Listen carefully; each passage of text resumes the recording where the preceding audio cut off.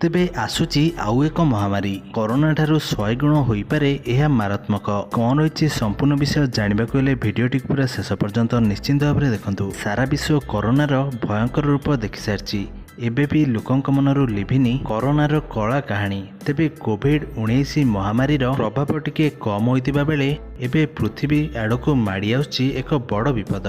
तेबे कोविड परे आउ एक महामारीर सामना करिपारंती विश्ववासी। तेबे एने स्वास्थ्य विशेषज्ञ मध्य वर्तमान समय आशंका व्यक्त करछन्ती।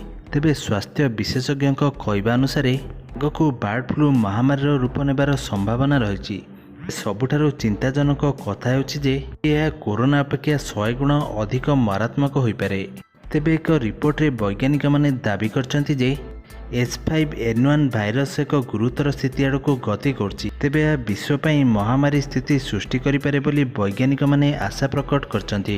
तेबे H5N1 रो नूतन स्ट्रेन वर्तमान समय गुरुतर प्रभाव पकैब बोली वर्तमान जा वैज्ञानिक माने कहिसंति।